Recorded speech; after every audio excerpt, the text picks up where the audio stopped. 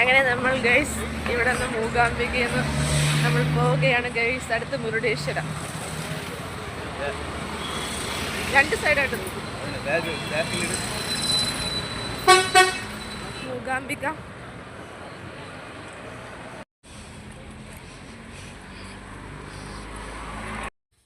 Hi hello family, hello ബെഡ്സിലെ എല്ലാ കൂട്ടുകാർക്കും ഒരിക്കൽ കൂടി എൻ്റെ ചാനലിലേക്ക് സ്വാഗതം. അങ്ങനെ നമ്മൾ മൂകാംബികയിൽ നിന്ന് ഇനി പോകുന്നത് മുരുടേശ്വരത്തേക്കാണ്. അപ്പോൾ ഇപ്പോൾ നമ്മൾ മൂകാംബിക ബസ് സ്റ്റാൻഡിലാണ് ഇപ്പോൾ ഉള്ളത്. ഇനി ഇവിടെ നിന്ന് നമ്മൾ ബയന്തൂരിന്ന് ബസ് കയറുന്നു. ബയന്തൂർ എത്തുക. അവിടെ നിന്ന് നേരെ ബസ് മുരുടേശ്വരം ബസ് എപ്പോഴും ഉണ്ടാവും. അപ്പോൾ അവിടേക്ക് കയറി നമുക്ക് അവിടെ ചെന്നതും തന്നെ ബയന്തൂരിൽ ചെന്നതും തന്നെ മുരുടേശ്വരം ബസ് കിട്ടി. നമ്മൾ പെട്ടെന്ന് തന്നെ മുരുടേശ്വരത്ത് എത്തിയിട്ടുണ്ട്. രാവിലെ തന്നെ നമ്മൾ രാവിലത്തെ മൂകാംബിക ദർശനമൊക്കെ കഴിഞ്ഞു.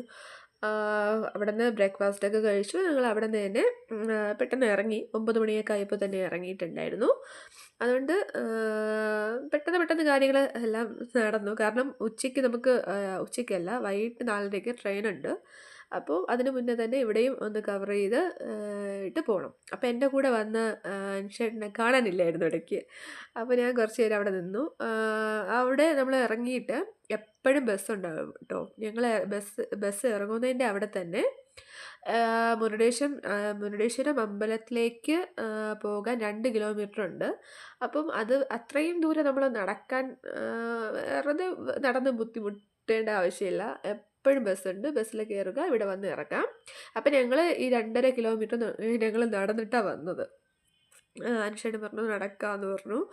അങ്ങനെ വെയിലത്ത്, നല്ല പൊരിഞ്ഞ വെയിലത്ത് ഞങ്ങൾ നടന്നു. ഓട്ടയ്ക്ക് കൈ കാണിച്ചിട്ട് നിർത്തിയൊന്നുമില്ല, അത് അറിയില്ല. അവർ പറഞ്ഞു 1 കിലോമീറ്റർ കൂടെ ഉള്ളൂ, നടന്നു പോയിക്കോ എന്ന് പറഞ്ഞു. അപ്പം പിന്നെ ഓക്കെ നടക്കാമെന്ന് വിചാരിച്ചു. എന്നിട്ട് എനിക്ക് വല്ലാണ്ട് ഇതായി നടന്നിട്ട്. പിന്നെ നമ്മൾ ബാഗെല്ലാം ക്ലോക്ക് റൂമിലേക്ക് വെച്ചു. എനിക്ക് ആദ്യത്തെ തന്നെ ടോക്കൺ കിട്ടി. എൻ്റെ ഇടയ്ക്ക് കയറാൻ വേണ്ടിയൊക്കെ ആൾക്കാർ വന്നു കേട്ടോ. ഞാൻ മാറ്റി.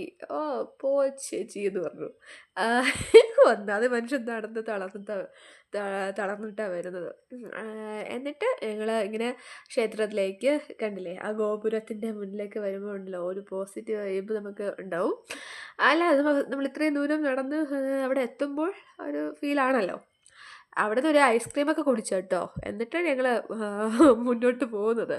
അപ്പോഴത്തേക്ക് ഈ ചേട്ടൻ വന്നു. കുറേ പേരിങ്ങനെ ഫോട്ടോ എടുക്കാമെന്നൊക്കെ പറഞ്ഞിട്ട് ഒരുപാട് പേരിങ്ങനെ വരും. അപ്പോൾ ഞങ്ങൾ ഫോട്ടോ എടുക്കാൻ വേണ്ടി പോയി. ഒരു ഫോട്ടോയ്ക്ക് 60 രൂപ അങ്ങനെ എന്തൊക്കെയാണ്. അങ്ങനെ 3 ഫോട്ടോ അവർ നമ്മളുടെ അടുത്ത് ചോദിക്കാതെ തന്നെ അവർ 3 ഫോട്ടോ എടുത്ത് തരും. ഓരോ പോസിങ് ചെയ്ത് അവരങ്ങനെ പറഞ്ഞു തരും.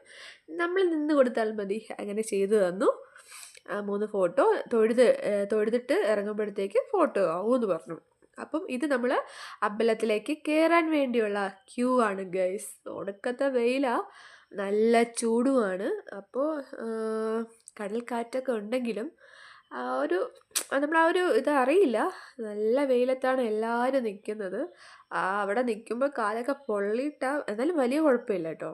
ഇവിടെ തൊഴുതിട്ട് ഇറങ്ങുമ്പോഴത്തേക്കാണ് കാല് പരുപ്പായിട്ടുണ്ടായിരുന്നു ഗൈസ്. സാരമില്ല. പക്ഷേ ആ കടലിൻ്റെ ആ സൈഡിലേക്ക് ഇങ്ങനെ നിൽക്കുമ്പോൾ ഉണ്ടല്ലോ വല്ലാത്തൊരു ഫീലാണ്. നല്ല വൈബാണ്. എല്ലാവരും ഇങ്ങനെ ക്യൂ ഒക്കെ ഒരുപാട് സ്ഥലത്ത് നിന്ന്, പഞ്ചാബ്, രാജസ്ഥാനിൽ, അവിടെ നിന്നൊക്കെ ആൾക്കാർ അവിടെ നിൽക്കുന്നുണ്ട്. അപ്പോൾ അവരിങ്ങനെ സംസാരിക്കുന്നത് കേൾക്കുമ്പോൾ അവരുടെ സ്ഥലത്തിൻ്റെ അവിടെ ഓരോന്നും പറയുന്നത് കേട്ടിട്ടാണ് ഞാൻ മനസ്സിലാക്കിയത് ഇന്ന സ്ഥലങ്ങളിലുള്ളവരാണെന്ന്. തമിഴ്നാട്, നമ്മളെ കേരളം, അങ്ങനെ കേരളത്ത് ഞാൻ മൂകാംബികയെന്ന് ഒരുപാട് പേരെ കണ്ടത്. പക്ഷെ ഇവിടെ കൂടുതലും അന്യ സംസ്ഥാനങ്ങളിൽ നിന്നുള്ളവരാണ്. എന്നുവെച്ചാൽ നമ്മളെ കേരളത്തിൽ ഇത് കുറവാണ് എന്നാണ് ഇനി പറഞ്ഞു വന്നത്. ഗോവയിൽ നിന്നും അങ്ങനെയുള്ളവരൊക്കെ ഇഷ്ടംപോലെ പേര് വരുന്നുണ്ട്. അവിടെ നിന്ന് നമ്മൾ ഉച്ചയായപ്പോഴാണ് ഇവിടെ എത്തിയത്, മുരുടേശ്വരം എത്തിയത്. അപ്പോൾ നട അടയ്ക്കേണ്ട സമയം ആയിട്ടുണ്ടായിരുന്നു. എന്തായാലും നമ്മൾ നന്നായിട്ട് തൊഴുതു ഇറങ്ങി. അടുത്ത സ്പോട്ടിലേക്ക് നമ്മൾ ശിവൻ്റെ സ്റ്റാറ്റുവിൻ്റെ അവിടെയാണ് പോകുന്നത്.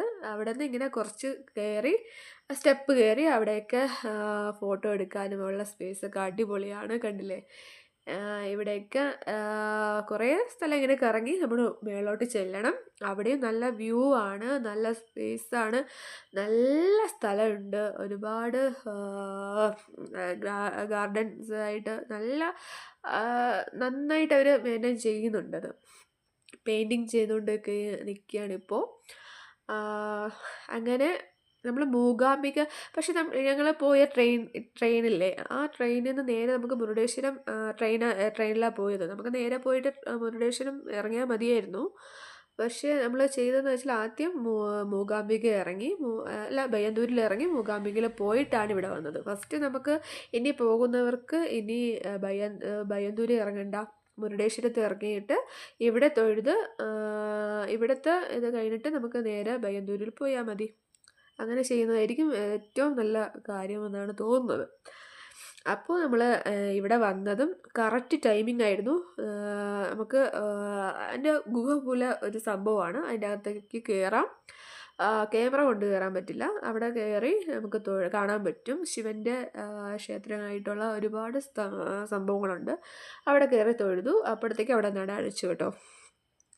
ടൈമിംഗ് എല്ലാം കറക്റ്റായിരുന്നു നമുക്ക്.